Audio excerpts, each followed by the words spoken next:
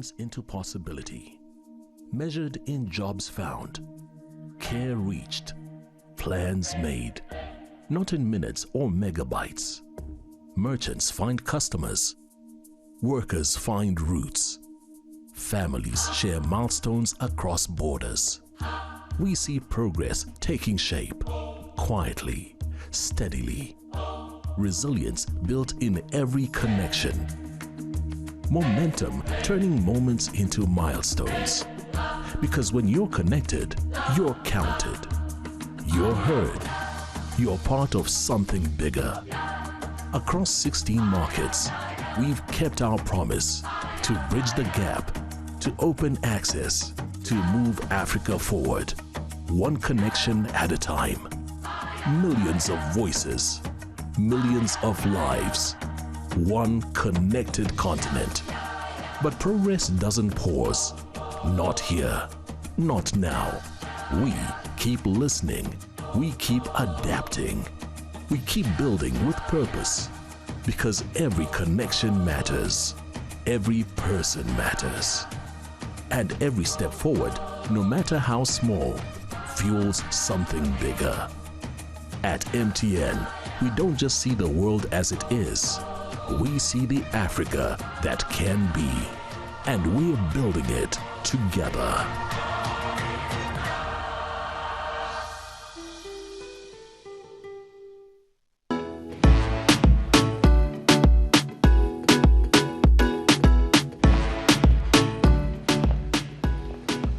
Good afternoon to everybody. My name is Tato Motlanthe and I look after investor relations for the MTN Group. And it's my privilege and my pleasure today to invite you and welcome you to the presentation of our interim results to the period ended 30 June 2025.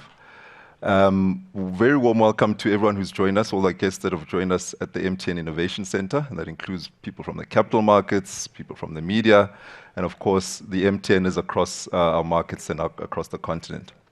We're also on the usual platforms that we broadcast on. So today we're broadcasting live on our YouTube channel, the LinkedIn channel, CNBC Africa, Business Day TV, and we welcome you all on the online channels as well. So just as we get into the presentation, we usually start with the usual housekeeping, and you'll see on the screen that you've got the disclaimer and safe harbor slide, and that really just covers the presentation from that perspective. In terms of health and safety, just to remind you, we've got an emergency exit to my right and one to the back of the auditorium. And then if you just get out your phones and your devices, you'll see that you've got the social media details on the screen. Our hashtag for the presentation is MTN Interims 25, and our social media handles are at MTN Group.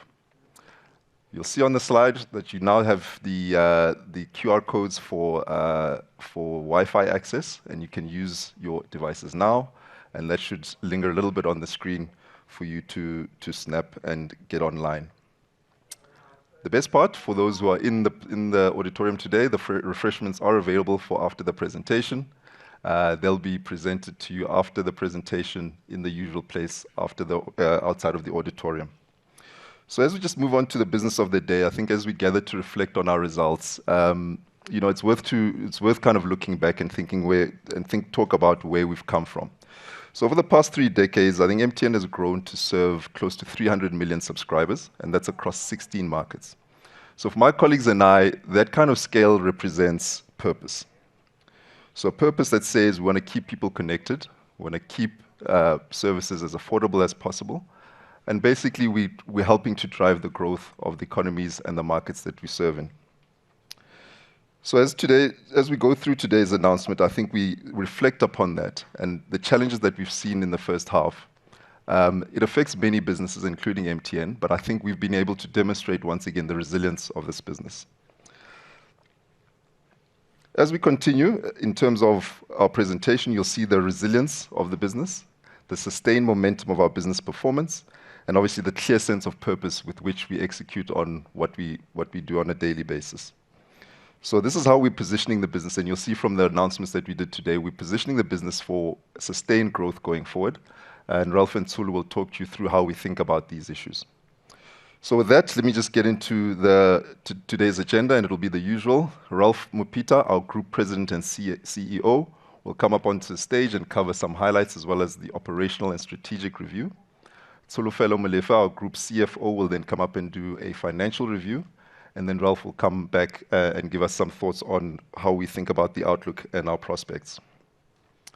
In terms of the admin for the day, you will be, if you're on the webcast and you're asking questions, please use that platform to ask questions, which will facilitate in terms of the Q&A after the presentation. So we thank you once again for joining us for this presentation, and I think without further ado, let me welcome Ralph to the stage, our Group President and CEO. Thank you.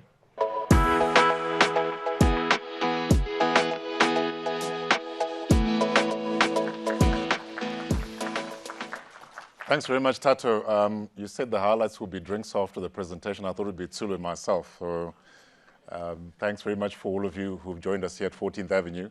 And to our shareholders and stakeholders more broadly who join us on the virtual platforms, we trust that you've had the opportunity to look at our SENS that we released this morning.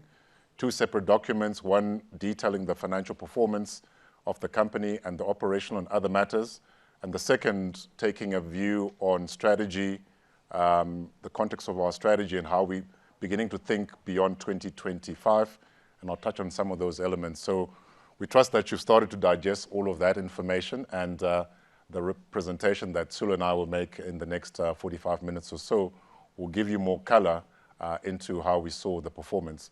I'd like to first of all thank the MTNers 17,000 across 16 markets who've been hard at work over the last 6 or so months in a very challenging macro. I think all of us know that we are operating in very uncertain and volatile kind of geopolitical context, and that has a second order effects into the markets that we operate in. And without those 17,000 MTNers, I don't think would have had these set of results, pretty clean set of financial results that Tsulu will share, and we're very pleased with the progress that the company has made in the 6 months to the end of June. We see 5 key messages in terms of where the business is. Starting off with the point that we had a very robust performance in the first half, good commercial execution across our markets, a disciplined approach to allocating capital. We allocated just under 21 billion rand equivalent of capex across our markets, pushing quite a lot in Nigeria, so that pushed our capex intensity closer to 19, so slightly above our range of 15 to 18, but was intentional in the context of Nigeria, as we had tariff increases, which we then promised to the authorities that we will do a lot of work improving the quality of experience, to balance, the tariff increases that we would have benefited from. Ghana also, the number of the 21 billion is buoyed a little bit by currency appreciation, something we hardly talk about in emerging markets appreciation. So that's what's been behind the capex profile that which Tsulu will talk to. We've had a very stable macro actually in the period. In Nigeria, the Naira was pretty much in the 1500 odds. Inflation is coming down. In Ghana, you saw that you had strengthening of the currency. The cedi was more 15 to the dollar, now it's 10 and so, and the rand, pretty behaved. So the operational execution quality that is always in the business is now being highlighted by a macro that is actually more conducive and more supportive, and hence the robust H1 set of results. So looking at the top line, and Tsulu will take us into more detail, very strong top line growth that we achieved, 22%, medium-term guidance up until the upgrade that we've given now, kind of think of it as 15%, so quite a bit of headroom above our usual guidance. Fintech, we're pleased that the ecosystem continues to expand, and we're seeing good traction, progress around the structural separations, more work to be done in the second half. And then on Nigeria again, we had a 5-point plan that we committed to stakeholders that would execute after the challenges of Q1 of last year. We said there are 5 priorities. We can't control the macro, but we're going to be very disciplined in terms of working through. And to Carl Madupe, I am the broader team, as well as the board of Nigeria, for staying focused on the execution. I think we're seeing the progress. on current assumptions about macro and how we're seeing the performance of the business as we exit Q3. We think we're going to get back, we're going to close the negative equity position, helps us build out the distributable reserves. Those distributable reserves allow us to pay dividends. So the dividend paying capacity for Nigeria has been brought forward to what we had said to you in Q1. And the final point is that we have enhanced the guidance. At the group level, we have increased the top line. South Africa, we've made the guidance a bit wider to deal with the competitive issues that we're seeing, particularly in the prepaid, and I'll explain that a little later. So we'll cover the financials, and maybe just to pick on some of the selling points. The growth obviously has been powered by the two structural growth trends that we see in the business, data and fintech. And the data revenue was very strong. Part of it obviously supported by the growth that we've seen from Nigeria, which had a service revenue growth of 54%. So a very strong growth both in data and in fintech. On the earnings side, pleasing to see the kind of earnings trajectory bounce back. Adjusted headline earnings at 657, really good growth that is, kind of bring us back to where we think we should be post the challenges of last year. The balance sheet continues to be very resilient, and it's supported by the capital allocation framework that we have, and Sulu will take us into the detail of that. And then on the returns, pleasing to see the operating free cash flow again grow back. I think we're very encouraged, lots of work done also around working capital from Sulu and the team and the finance teams. Really appreciate all the work. So a very pleasing set of results that I'll ask Sulu to talk to a little bit later. So let's just get into the operations. Firstly, South Africa. I think South Africa at the macro level, I think there's not too much to say that, growth remains sluggish, across South Africa. I think we all aspire for growth to be at least 3%. When you sit in the business LSA, BLSA type forums, is what is it that will get us to growth that is labor absorbing and the right levels of growth. So we're still very muted growth. The currencies have been pretty stable. Inflation's very low. The key standout feature for us is the competitive intensity. Both ourselves, Telkom, Vodacom, I think going at it in terms of the prepaid market. And as we'd signaled at the beginning of the year that we were going to have a fairly tough Q1 and Q2 in South Africa from our perspective. Charles and team have been taking on a bit more aggressive approach towards that competitive context, and hence the logic of what you'll see in terms of the guidance that we've put out. So the activities have all been fashioned around price optimizations.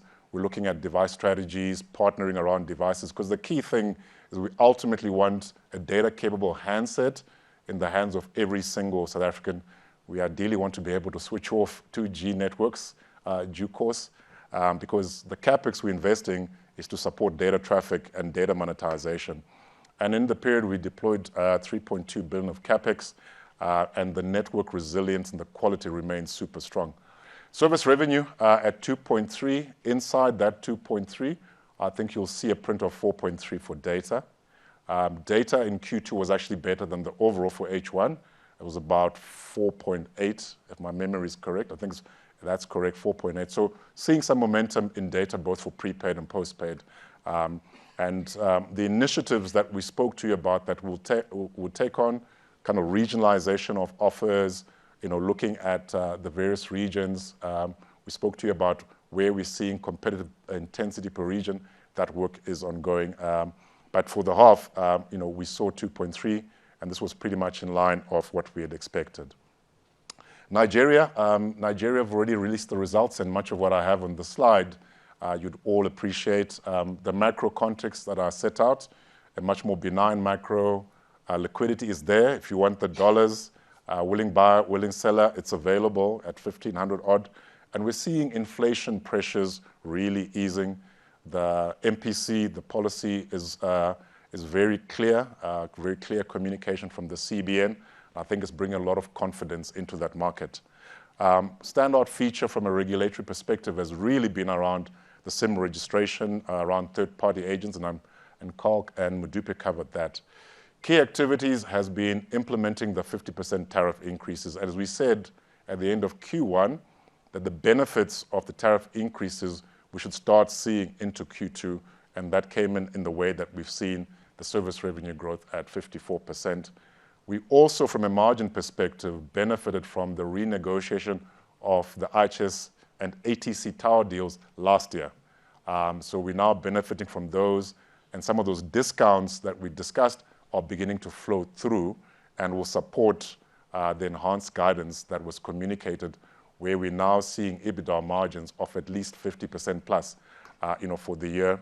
And looking broader than this year, medium term, you start to see that the margins between the 50-53, re-establishing the EBITDA guidance that we had before the challenging macro conditions of last year. As I said, we accelerated CapEx in Nigeria. Why? We made commitments to the NCC that we would deal with all the issues of quality of service, where there were uplink and downlink issues, drop calls, etc.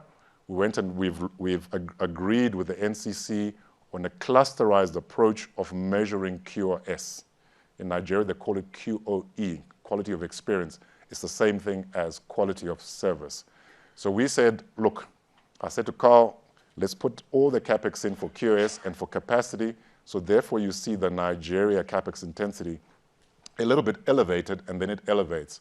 The Nigeria CapEx would, in H2, will moderate back towards what is, towards more the guidance level.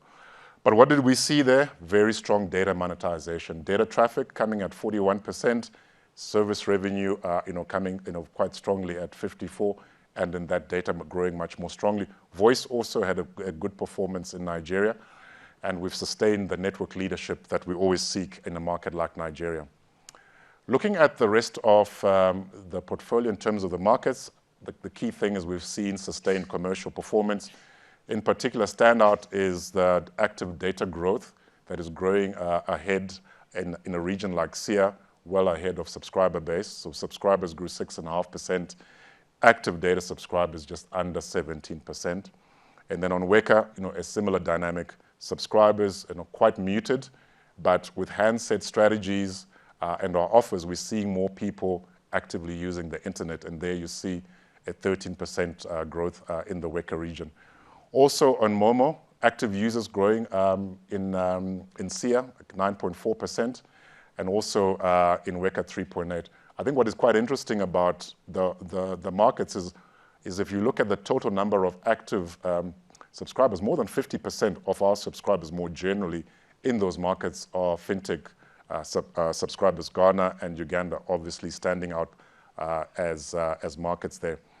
The key fintech story is continuing to scale of the ecosystem plus progress with structural separation, where we have focused on Uganda, Ghana, and for the balance of the year, we'll also talk about Nigeria. What do I pull out of these results? The advanced services, which are the future-proof products that we believe will sustain growth and profitability over the medium term, these grew at 42%. So we're talking about payments, remittance, and bank tech type products. These are the ones that have sustained. And the transaction volume is a very pleasing $212 billion through our network. So continuing to see the ecosystem and our fintech business progressing. We also wanted to update you as stakeholders on what we've been focused on from a regulatory and legal perspective. And I think we put some commentary in our SENS documents kind of on both domains. So starting with regulatory, SIM registration, Carl would have spoken to you about third-party agent new SIM registration, which we are adhering to. So that's been an area of focus for us. I spoke about quality of service, but you have quality of service, set of issues across various markets. For example, in Rwanda, there were quality of service issues that we had to deal with, specifically in Kigali, where the 3G cells were shrinking and creating, quality of experience set of issues. So we put a bit more CapEx there to ensure that we're meeting the quality of service, as it's a license obligation. Taxation policies, this is a big topic by the so-called G6, the 6 biggest operators on the continent of which we are part of.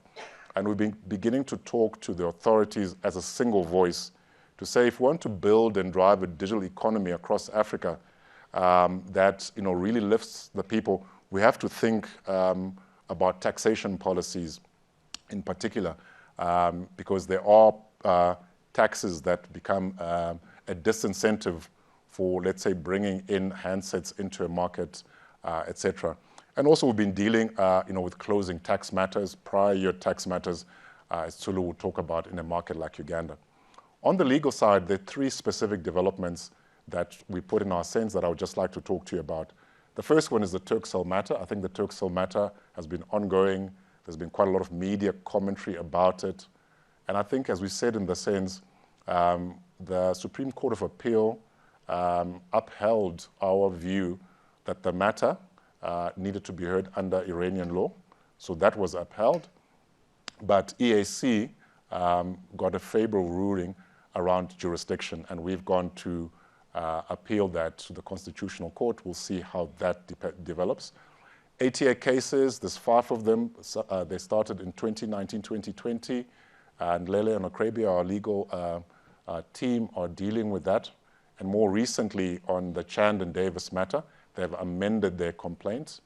They amended the complaint on the 5th of August, and we have time to file a motion to dismiss. So on that case, the merits of the cases have not yet been determined. All the arguments are around jurisdiction. Cases in the US have to argue jurisdiction, and once you pass that, you go into kind of merits discovery. So we are still at all cases, still pretty much there. And the Chand and Davis is the one with the. Today we also, updated the market that our U.S. counsel was approached by the United States Department of Justice. We said we're willing to engage. They've asked for a request of information, and that request of information is really about 2 markets. That's really Afghanistan and Iran. And we've started a process of voluntarily engaging with them, and we're not being accused of any wrongdoing. And so this matter, as it develops, will update the market in the near future. So before I hand over to Tsulu, just wanted to comment again on the very strong H1. Pleasing to see pretty much a lot in the green. On SA, as I mentioned earlier on, we've revised the guidance, and we revised the guidance in a way to reflect the competitive dynamics and what we're seeing today. So just to provide a bit more clarity around the service revenue guidance. The previous service revenue guidance was mid-single digits, and I think as the market that you probably read it as 4 to 6, right? Because we haven't been explicit by that, but I think mid-single digits sounds like that. So what we're saying now, it's low to mid-single digits. So we still are aiming to get towards the top end, but we have widened to reflect where we are today. You see we're 2.3. It's not saying that we believe we are going to see the performance sustain there. We're just being realistic with where we are. For a 2.3 print means that we're slightly lower than the 4. On the margin side, we've said we're going to bring the margin down slightly. I think the way to read that is that we're taking a bit of investment to, particularly in the prepaid market, to fight back around distribution and incentive. We have to do that tactically, and we're not going to do it on a sustained basis. So we are giving ourselves a little bit of headroom in the near term. But the medium to longer term, we really believe we can get back. The key area of focus is really on around prepaid. So with that, let me pass over to Tsulu. I'll come back with the outlook and priorities for the balance of the year. Over to Tsulu.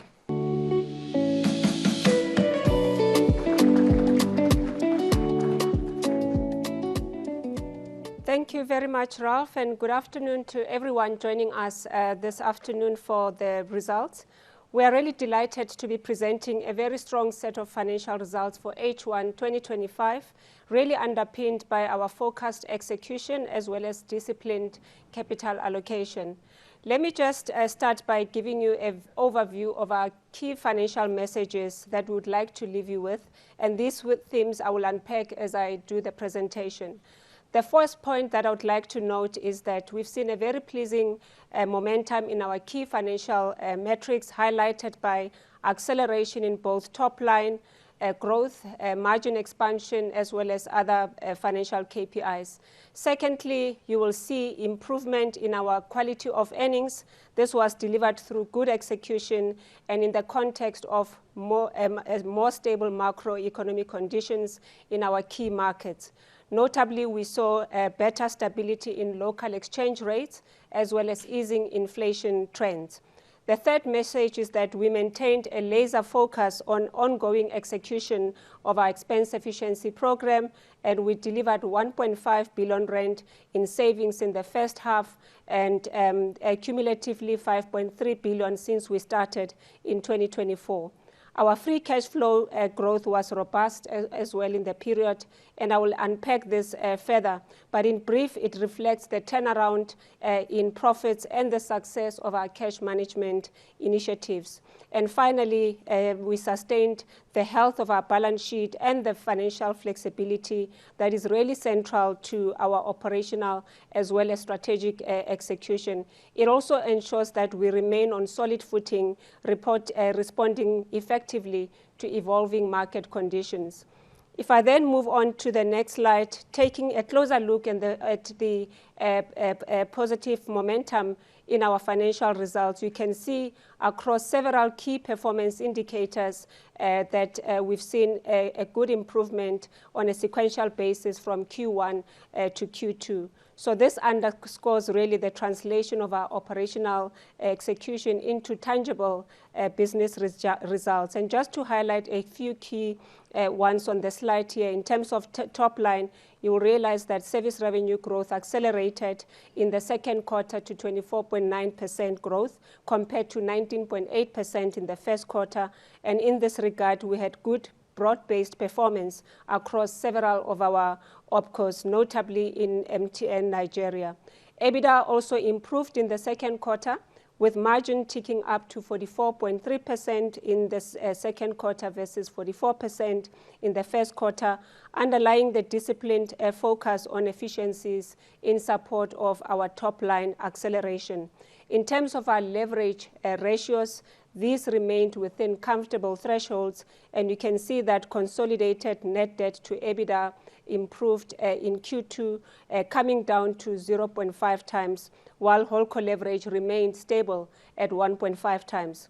Of course, this was supported by the improved cash upstreaming from the opcos that was also much stronger when you look at the profile, and you will see that we saw an improvement in the second quarter to 6.3 billion from 1.9 billion, and I'll give you more color later. So in a nutshell, I think this also provides a good overview of the impetus in our financial trajectory. And I will move on now to review the different elements of our financial results. So as we turn to the details of our financial performance on the summary here, you will see that service revenue growth on a reported basis grew by 23.2%, while in constant currency was up 22.4%, ahead of our medium-term guidance that we provide to the market. Reported EBITDA advanced by pleasing 60.6% and by 42.3% in constant currency, really reflecting both strong revenue momentum but also margin expansion achieved through rigorous cost management. This enabled a 7.1 percentage point improvement in our constant currency EBITDA margin to 44.2%, up from 37.1% same period last year. So with respect to other key movements, net finance costs, as you can see, declined 69.1% to approximately 7.1 billion rand, which was really testament to also to the prudent management of our balance sheet and the benefits of lower FX impacts that we saw mainly in Nigeria and Ghana. In the table, you will also see an increase in income tax to about 9 billion rand, and this was mainly as a result of the turnaround in our profits before tax to 21.3 billion from a loss position that we reported last year. Beyond that, you see the tax line. The tax line was also impacted by the reversal of the deferred tax asset and a settlement with the revenue authorities in Uganda that Ralph referred to earlier on. You would note that the non-controlling interest line also swung from positive to negative year on year, and this was primarily due to the turnaround in MTN Nigeria to profitability. At the bottom line, then, you'll see that earnings per share as well as headline earnings per share were up by more than 200% and 300% respectively, resulting in the underlying growth in our adjusted headline earnings by about 76% to now 657 cents per share. I will talk you through more the earnings performance later, but this strong growth was reflected also in the improvement in our adjusted return on equity, which reached 21.5% from 20.2% same period last year. Now, if I move on to the analysis of our group service revenue, I noted already the 22% growth in constant currency, and you'll see that the main contributors to this were the strong momentum in data within our connectivity platform, as well as fintech, as we continue to work to scale our platform business. As I run you through the chart, please remember that these are presented in constant currency, and I will highlight the main drivers here. So data revenue rose by 34%, driven largely by higher data traffic, underpinned by continued investment of our network and execution of our commercial strategies. Data accounts now for 45% of total group service revenue in the period, up from 40.9% in the first half of last year. Voice revenue increased 11.6%, really boosted again by MTN Nigeria on the back of price increases. But looking across the portfolio, overall demand for voice was resilient in the first half, with traffic up 11% year on year.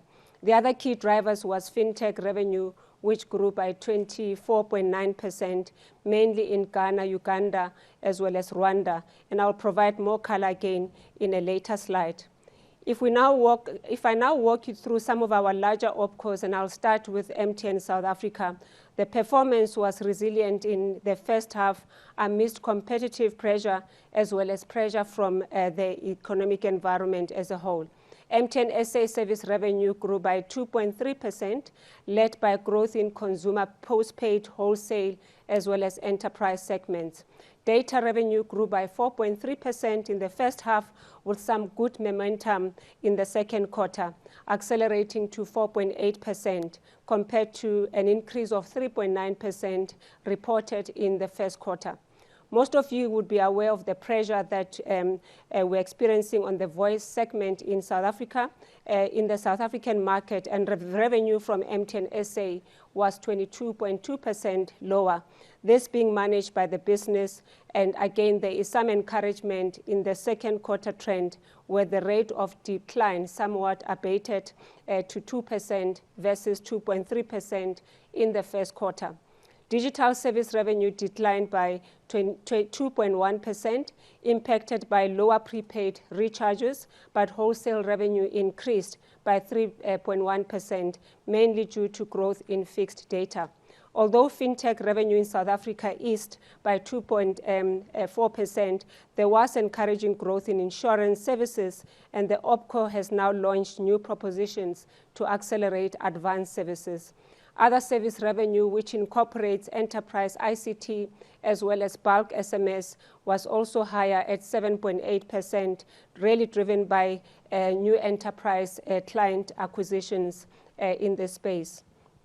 Looking now at the expense profile, total costs overall were down 5.8%, mainly due to a reduction in cost of sales of 15%, and this was due to lower device cost of sales in the period on the back of reduced sales in prepaid, but as well as off-balance sheet device financing initiatives to support the postpaid segment. Operating expenditure increased by 6.8%, and this included increases in provision relating to the performance share plan as a result of the share price movement. If we exclude these impacts, OPEX was broadly flat year on year, really highlighting the ongoing efforts in terms of our cost management program. Consequently, EBITDA decreased by 3.9% on a reported basis and was down 3.6% if we exclude these once-off items. This resulted in a steady year-on-year EBITDA margin of 36.5%. MTN SA also launched some initiatives to accelerate the top line and continues to work on its expense efficiency program to support the profitability. And then in terms of CapEx, MTN SA capitalized about 3.2 billion in the first half, excluding leases, with CapEx intensity of 12.6% and trending in line with our guidance to the market. We had indicated that the CapEx in SA was expected to be lower this year following the completion of our network resilience program that was completed in the previous year. Now, if I move on to MTN Nigeria briefly, which was reported on the 30th of July this year, just to recap the performance, service revenue increased by 54.1% year on year, demonstrating broad-based momentum here from all segments. Data led this top-line result, where revenue rose by 68.5%, and voice also very strong, growing by 39.9%. In addition to strong execution by the team, the performance, as you would know by now, was also boosted by price increases, and these were implemented mostly in the second quarter, especially for data. Expenses were about 19% in aggregate, below local inflation, as well as the top line, as well as below top line development. And this really underscores the impact of ongoing expense efficiencies in the business, including the benefits of the renegotiated tower leases that we concluded last year. It also reflects the benefits of a more stable macroeconomic environment, such as the local exchange rates, as well as easing inflation. So on the back of all this, EBITDA grew by a phenomenal 118%, and the margin expanded by 14.7 percentage points to 50.4%. MTN Nigeria's CapEx increased quite substantially to 7.3 billion rand, as Ralph indicated earlier. We had, if you recall, we had reduced CapEx in Nigeria last year, and we've now started to accelerate network investment to enhance network capacity, coverage, as well as quality of service. And there's a bit of front loading here, but we do anticipate that there will be a normalization in the second half, which should really benefit the free cash flow generation in MTN Nigeria. Now, just zooming on to some of our markets performance, the two key regions, SIA and WECA, reported strong overall performance. They both showed top-line growth ahead of their respective blended inflation rates. Starting with SIA region, you will see on the left-hand side, service revenue expanded by 21.9%, with data up 41.4% and fintech up 21.7%. And SIA's EBITDA margin improved by 3.1 percentage points to 48.1%. Within SIA, we have MTN Uganda, which continued on a positive overall trajectory, albeit with voice revenue impacted by the regulatory mobile termination rate cuts. Service revenue, however, expanded by 13.3%, supported by strong growth in data and fintech, with EBITDA margin up 2.2 percentage points to 53.7%. It is also worth calling out within SIA, MTN Zambia, albeit still small within the region, which is really showing early signs of recovery as we continue to put some investments to sustain this. Now, in terms of the worker region, on your right-hand side, service revenue rose by 17%, led by a 29.5% increase in data and a 26.4% uplift in fintech revenue. Combined EBITDA margin improved by 4 percentage points to 45.8%. MTN Ghana within worker delivered service revenue growth of 39.9% and EBITDA margin expansion of 2.5 percentage points to 58.5%. They reported results also in July, again worth calling out the continued robust performance of this business, which now contributes meaningfully to the group overall. Elsewhere in the worker region, a couple of OpCos also worth calling out are MTN Cameroon, which reported good results and positive momentum, as well as MTN Côte d'Ivoire, where the benefit of the work that we've been doing there to recover the performance is starting to yield some results. So overall, I would say it was a very strong financial outcome for these markets as well in the period. Now, if I briefly move on to a fintech segment, as you can see, we achieved growth in service revenue, as I indicated, 24.9% against the backdrop of increased competition across some of the markets. The results were also primarily driven by strong performance coming from Ghana, Uganda, as well as Rwanda. And within this segment, the MoMo revenue, which is the mobile money revenue, which excludes airtime advance, rose by 25.6%, and this was supported by significant acceleration in advanced services, which grew 42%, which now contributes overall 28% from 25% last year. Basic services, as you can see, went up 18.8%.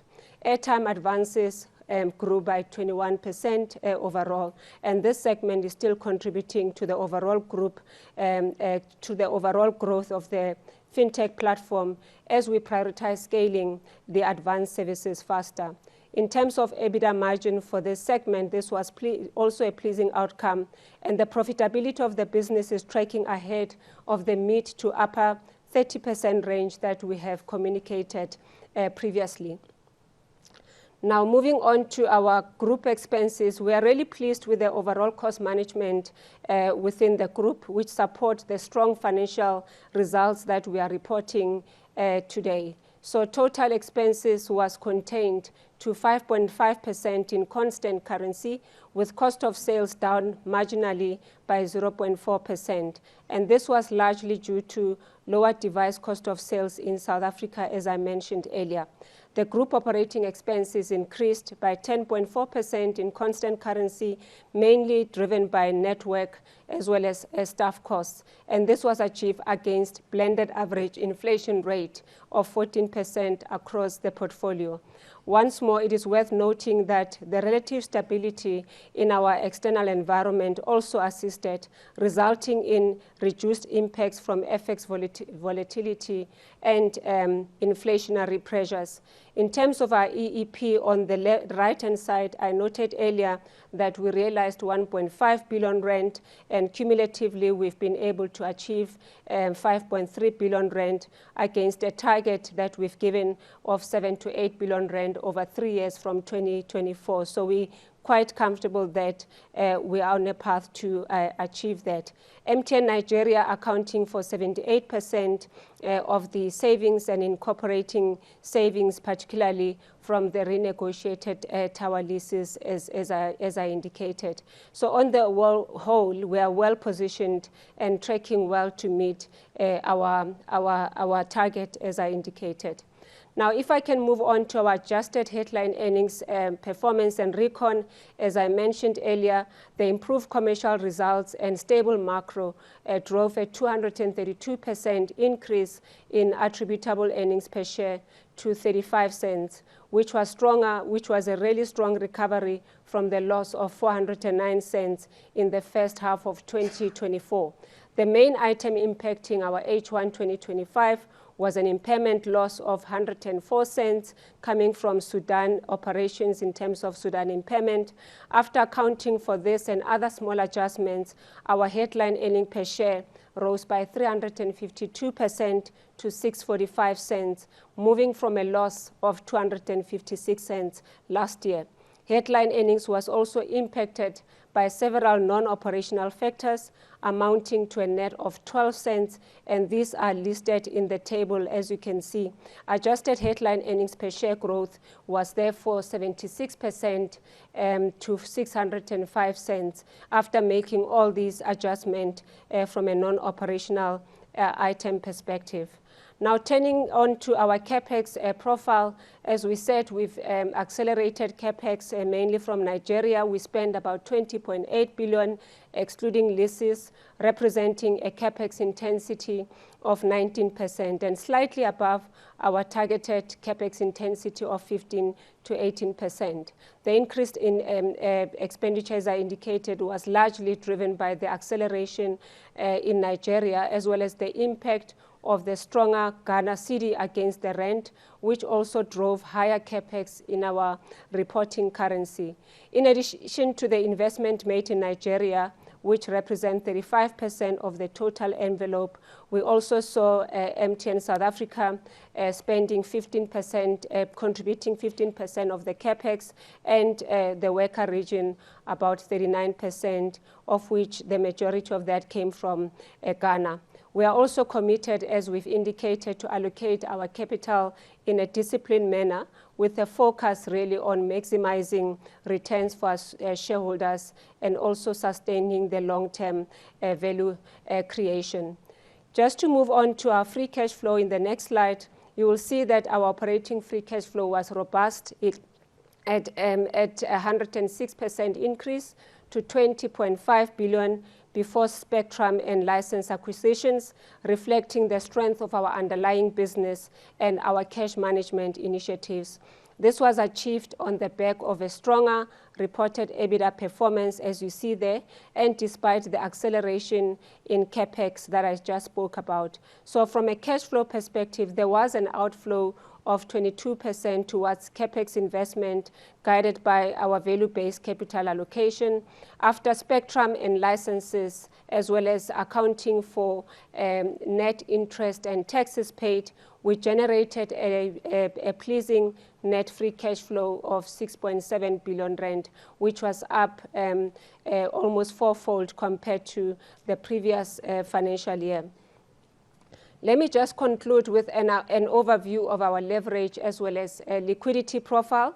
Starting on the left-hand side of the slide, you will see that our consolidated group leverage net debt to EBITDA improved to 0.5 times as at the end of this period, compared to 0.7 times at the end of December, with holdco leverage remaining steady at 1.5 times. And the proportion of non-ZAR debt as well at the holding company level was now approximately 17%, remaining well within our medium-term upper limit that we guided of 40% for foreign currency denominated borrowings. Of course, this also helps us to minimize the forex volatility risk. Also pleasing was the cash upstreamed from our opcos, in total 8.2 billion rand in the first half, including 3.6 billion coming from Ghana and 1.6 billion from South Africa, and the balance coming from various other markets. It has also underpinned our liquidity headroom, which stood at 39 billion with healthy cash balances as well as committed undrawn facility. Now turning to the right-hand side of the slide, in terms of our maturity profile, this is something that we review on an ongoing basis and manage quite actively. And we're really grateful for the support of the debt markets in terms of our funding activities, which we believe signals confidence in MTN's financial position during trying times as well.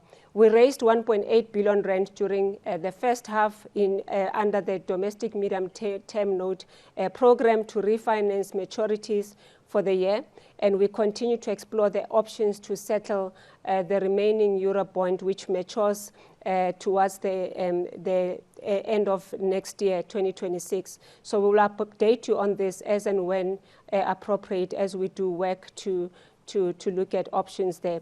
So overall, we are comfortable with the shape of our balance sheet, and we're within comfortable thresholds in terms of resilience and flexibility of our financial profile.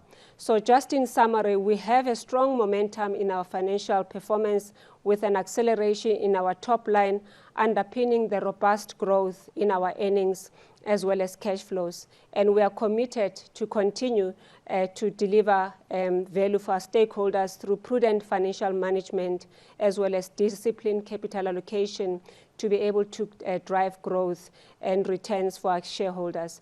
With that, I will end here and hand over to Ralph.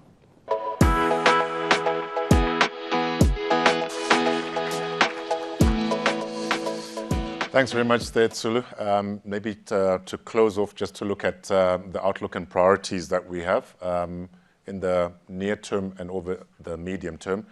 The macro outlook, I won't spend too much time on this. You have your own data sets in terms of what you're looking at, but I guess it's clear that we'll continue to operate in an environment of uncertainty and volatility. The trade tariffs that are at play, and these have transmission mechanisms that ultimately impact the business.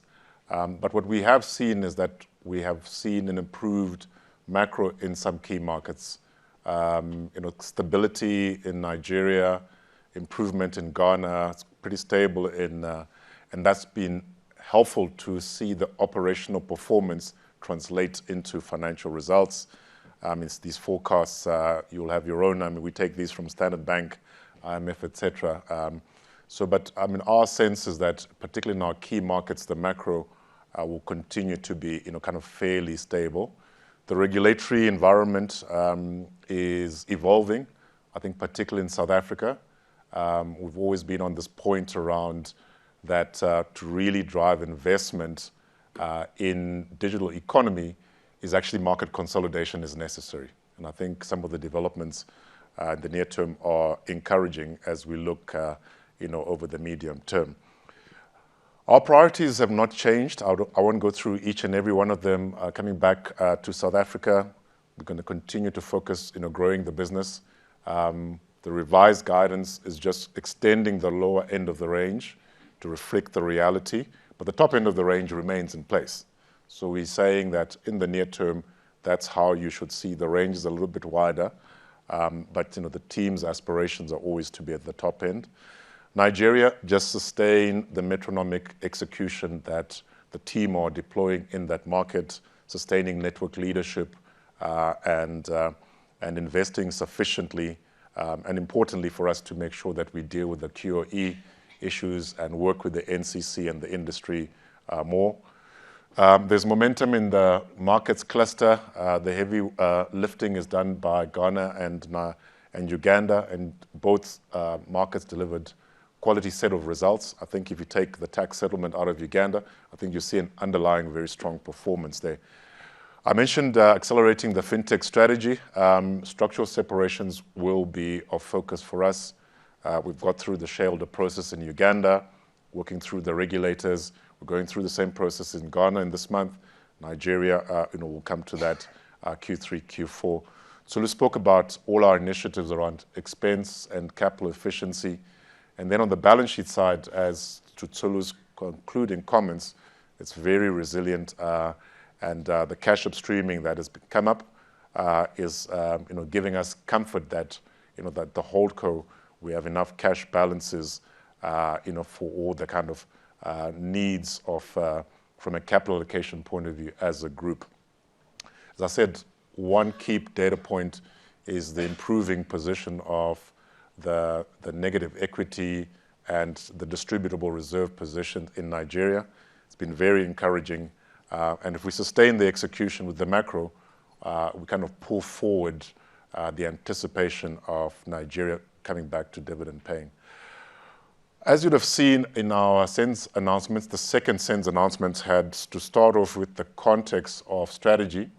As we get towards the end of 2025, the board and the management team have been deliberating, how does the world look, 3 to 5 years out, and how do we need to align ourselves to the opportunities that we continue to see around the demands for data and fintech services across our African markets. That strategic review was concluded in July and was done within the context of assessing the global macro, the geopolitical landscape, technology, and competitive context. And the board came to the point and resolved that the strategy remains the right strategy. We must continue to execute within that. So I think from a strategic perspective, you won't see us coming into 2026 saying too much has changed. It's just about being metronomic and executing. There are a couple of areas that we kind of want to double down on. We sometimes hear the executive talk about pivots, but understand that the strategy remains the same one. And saying as we move towards 2030, we envisage seeing a business in MTN that has a connectivity as a platform, fintech as a platform, and digital infrastructure. That's the world we're evolving to, but we are going to go through that evolution in a very deliberate and considered way, and making sure that we preserve value through all of that process. And if we do that, we are going to position ourselves as best to capture the opportunities in Africa and remain at the forefront of driving digital solutions for Africa's progress. So within that context of a strategic review, we have announced management changes. And I think the key feature is that the same team that has been executing is still the same team that we've appointed to take the strategy forward. Some people have been moved around in terms of different roles, but the aim is still to create value as we look 3 to 5 years out. And that's how we're thinking about the operating and leadership. And I won't go through all the details, you'd have seen it. I think from a strategy perspective, we're also affirming that the investment case for MTN remains one of growth. Obviously, we've got to balance growth for our investors who are looking for both growth and income. So we're very minded about where in the priority order dividends stack up.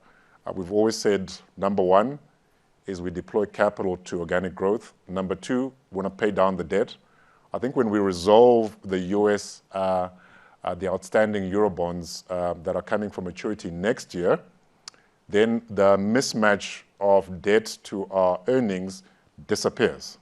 And I think at that point, we can reassess the capital allocation framework and see how the pecking order. We're not there yet, but I think you can well anticipate that number 2 point. Today we're down to a stock of $500 million of debt. That was $2 billion in 2019.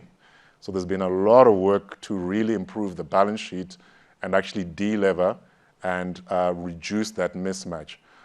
So we're still saying capital allocation for us is still going to be focused on capturing the growth opportunities as we go beyond 2025. And why do we believe in that investment case? It's the exciting demographics, a youthful continent, and we see it in the consumption of data products. We have a large and leading scale, predominantly number one across our markets, and in a few markets, number two, and we want to push and improve on those. And we believe that we're well positioned, particularly as we focused on allocating all our resources and focus on a Pan-African basis. And we think that the return profile will continue to improve over the medium term. So ours remains post the strategic review that we believe that this is still plenty of growth out there and that compelling African growth story remains intact. This is a slide that is 4 or 5 years old, or now it looks like 6 years old, that we said for us is an indirect validation of our view in terms of the demand. When you look on the left-hand side, this data traffic, 282 petabytes, first quarter of 2019. It's 2,000 in the period. Fintech transaction volumes in a quarter, 1.3 billion, 5.5. So the demand is still there. We have not plateaued. There's still a lot of growth to invest and monetize, and hence the strategic perspective that we must stay. In conclusion, as I mentioned, one of the 5 key areas, we've enhanced the guidance. At the group level, the mid-teens is now at least high teens. That's because of what we see in the near to medium term as the prospects of delivering on a constant currency basis, higher service revenue, the service revenue that's higher and above inflation. We always need to see our service revenue having meaningful headroom above inflation, obviously because of the risk profile of the markets we're operating. South Africa, low to mid-single. What we've done is kept the top end the same and just pulled it back to reflect the competitive context we find ourselves, particularly around prepaid. Nigeria came out with both 2025 single-year guidance, given that we are executing better than we had thought in the first quarter of this year, and issued 2025 guidance as well as medium-term guidance, re-establishing the medium-term guidance framework that we had before the rapid devaluation of the Naira, and everything else remains the same. The board, to date, feels still pretty comfortable at maintaining the minimum dividend of 370 for full year. The board will be deliberating that between November and February next year to look at that number.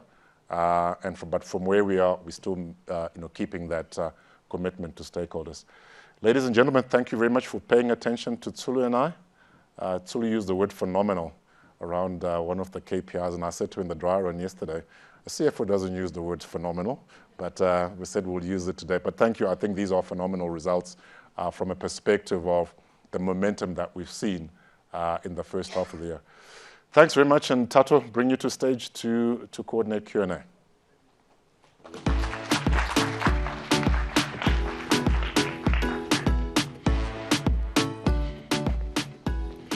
Thanks so much, Ralph and Tsulu, for that overview. We'll get into the Q&A now, and just to remind those who are on the webcast to submit your questions on there, and I'll read them out. But as usual, we will start inside the room for those who have made their way here. Hi, everyone. It's Louise Pillay from Investec.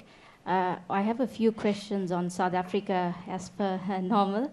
I guess if you can comment on your market share ambitions in South Africa specifically and how you will achieve that.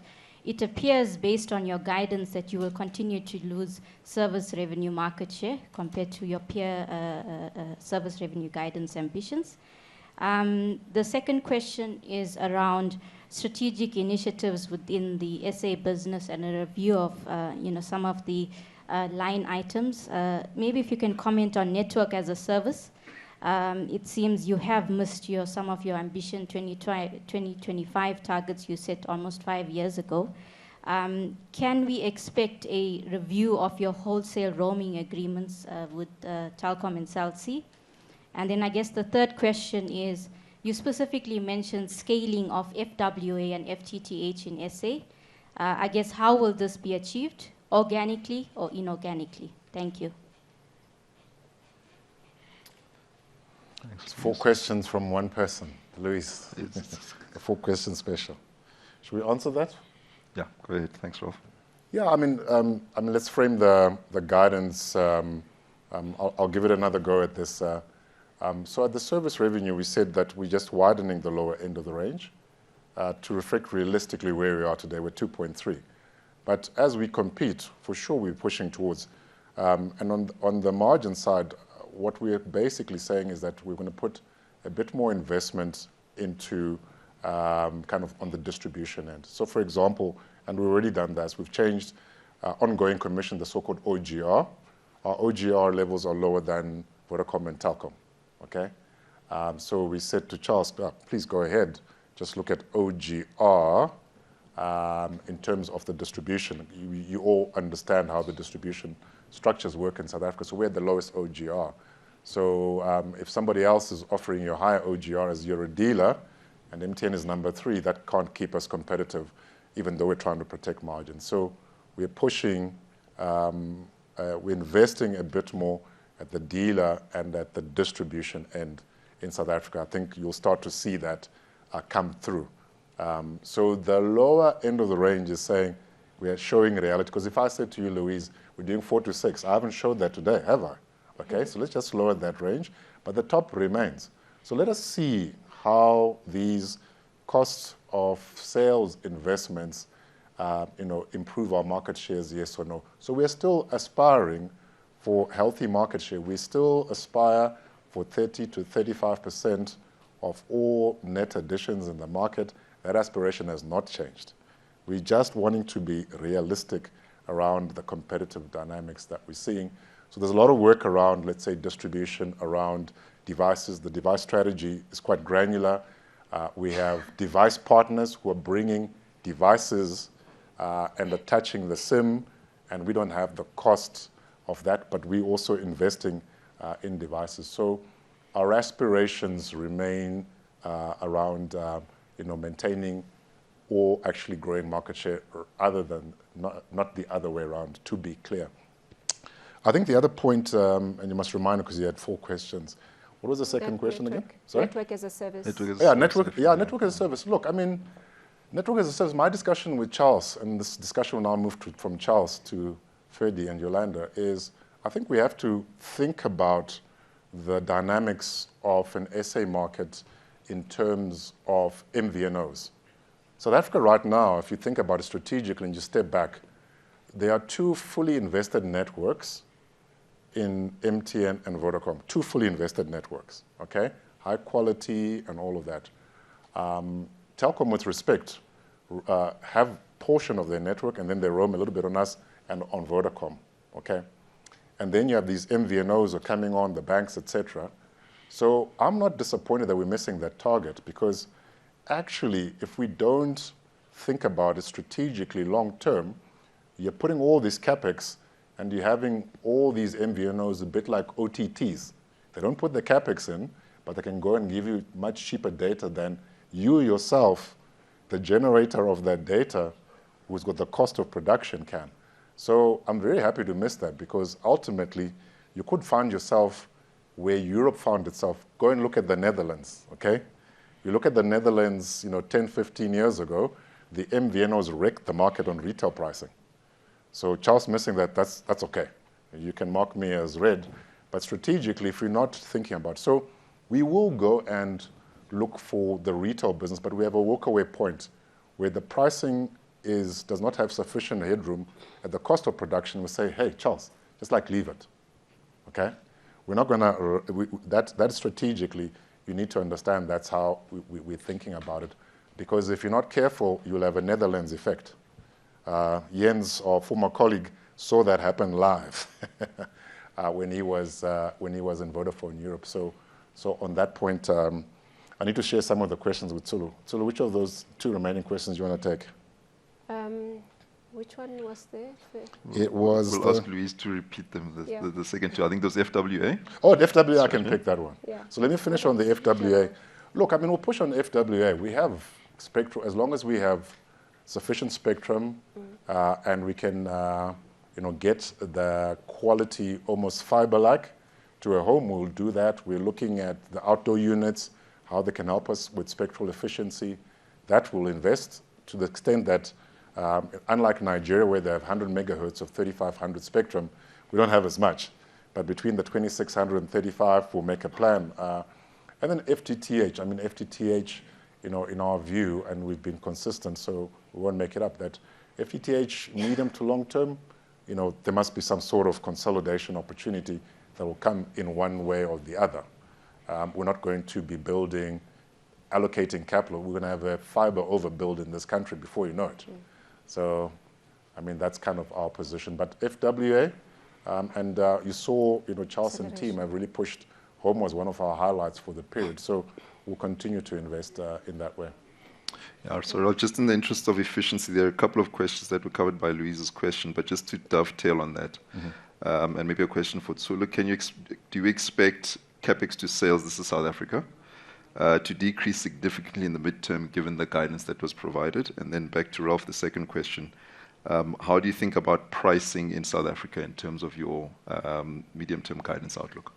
So just on capex to sales. I think the capex is 12.6% now. We will obviously review relative to the revised guidance. What is the acceptable range? It will definitely be below the 15 to 18% that we guided at group. We think obviously it will be, below that initially, but we'll obviously go through the business planning process now and just firm up the numbers, and we'll communicate later on in the year. Yeah, I think on the pricing side in SA, you've got to think about it prepaid, postpaid. Postpaid, the pricing regime has been quite clear. There's annual, and the market's quite comfortable with that. It looks more like developed markets kind of pricing. And on the prepaid side, I think, we took a step which we believe is the right, medium to long-term one, is that even on the prepaid side, you have to price up to reflect the inflationary costs as you see prepaid pricing up in other markets. So we'll still continue. I mean, pricing in the prepaid is obviously, quite granular, my town offers, all of those kind of things. So you can't have a general statement on it. But I think the direction of travel over the medium term is you do need to pass some of the inflation onto the customers, because obviously there's a big capex that needs to be financed there.